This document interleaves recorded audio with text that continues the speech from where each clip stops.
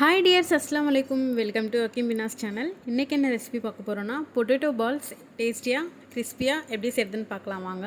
அதுக்கு நான் 2 உருளைக்கிழங்கு எடுத்து நல்லா தோல் சீவி எடுத்துக்கிறேன்.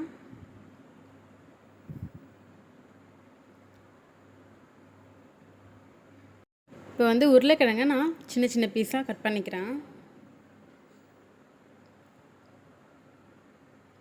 இந்த அளவில் போட்டிங்கன்னா போதும்.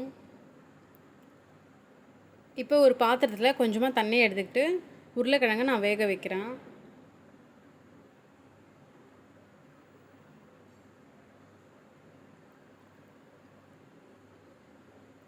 இப்போ பார்த்தீங்கன்னா உருளைக்கிழங்கு வந்து நல்லா வெந்துருச்சு.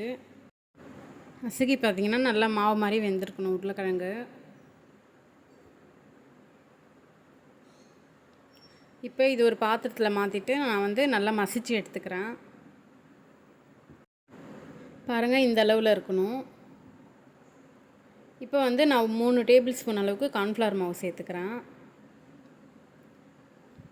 2 டேபிள் ஸ்பூன் அளவுக்கு அரிசி மாவு சேர்த்துக்கிறேன். கொஞ்சமாக சால்ட் போட்டுக்கோங்க. ஸ்வீட் ஃப்ளேவருக்காக கொஞ்சமாக நான் சுகர் ஆட் பண்ணிவிட்டு நல்லா மிக்ஸ் பண்ணிக்கலாம்.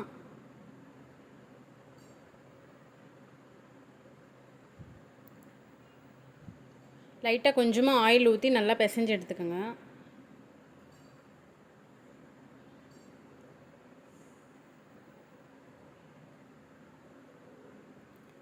இப்போ வந்து நம்ம குட்டி குட்டி பால்ஸாக உருட்டி எடுத்துக்கலாம்.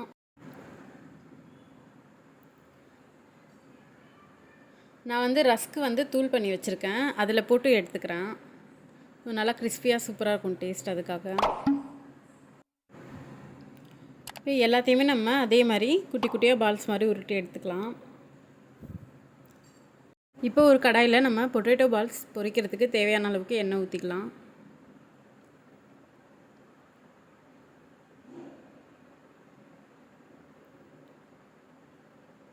எண்ணெய் நல்லா சூடானதும் ஒன்று ஒன்றா போட்டுக்கோங்க.